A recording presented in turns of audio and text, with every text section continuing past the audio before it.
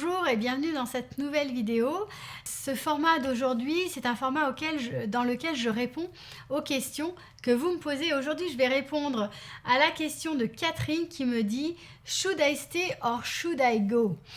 Vous allez comprendre un peu plus de quoi il s'agit. Je vais vous lire la lettre de Catherine, mais avant toute chose, j'aimerais me présenter. Je suis Myriam Bidot, coach et thérapeute de couple depuis 2009.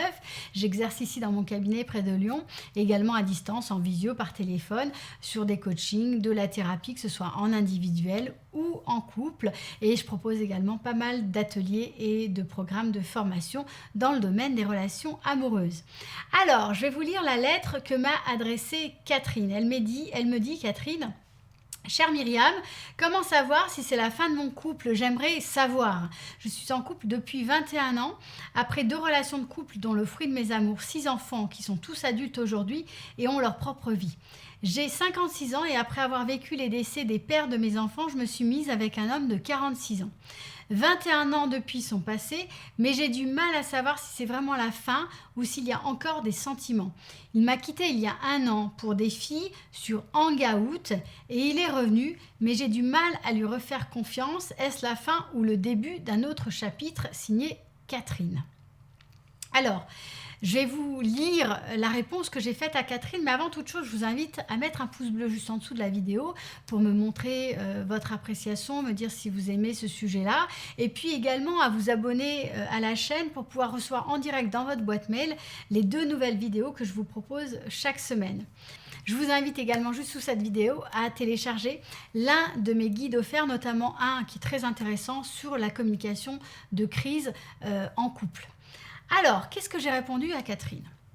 Voilà ce que je lui dis. Chère Catherine, il est clair que vous êtes à un moment de votre vie où vous dressez une sorte de bilan sur votre vie amoureuse et sentimentale en vous demandant ce qu'il en est et si vous voulez véritablement continuer votre chemin avec cet homme. Alors, la confiance est absolument capitale dans le couple et si vous ne lui faites plus confiance, vous avez plusieurs options. En réalité, vous avez 2 options. Soit vous travaillez à 2 sur le problème pour recréer et développer et choisir un lien de confiance à partir de preuves tangibles qui vous permettra petit à petit de retrouver un équilibre puis de choisir une relation de couple qui vous correspond à tous les 2. Soit parce que la relation n'est plus alignée avec ce que vous voulez pour vous, vous pouvez aussi faire le choix de progressivement vous désengager de cette relation. Dans tous les cas, votre couple ne peut pas survivre sans confiance. Parce qu'en réalité, ce qui se passe sans confiance, c'est qu'il y a une sclérose, il y a une espèce de mortification du lien. C'est comme si la relation se figeait, s'arrêtait.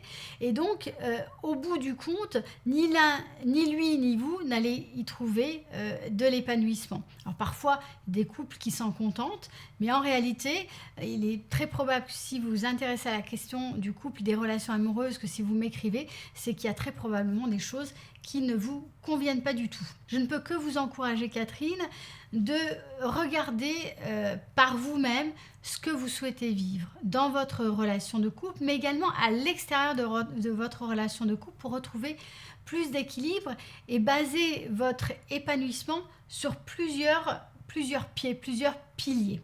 Est-ce que vous voulez avoir un futur avec cet homme? Dans ce cas-là, vous devez choisir ensemble de rebâtir une relation et très probablement, il va être important pour vous 2 de vous faire accompagner par un professionnel du couple et des relations amoureuses. Dans tous les cas, je vous souhaite beaucoup de courage, Catherine, pour ce chemin et ce processus. Encore une fois, n'hésitez pas à vous faire accompagner, que ce soit seul ou avec votre partenaire. Si vous avez envie d'aller plus loin, autour du thème de la confiance dans la relation de couple, j'ai plusieurs vidéos sur la chaîne qui en parlent et dans laquelle je donne des outils très précis pour pouvoir justement remettre de la confiance, redévelopper la confiance, que ce soit après une trahison mais aussi après des blessures existentielles.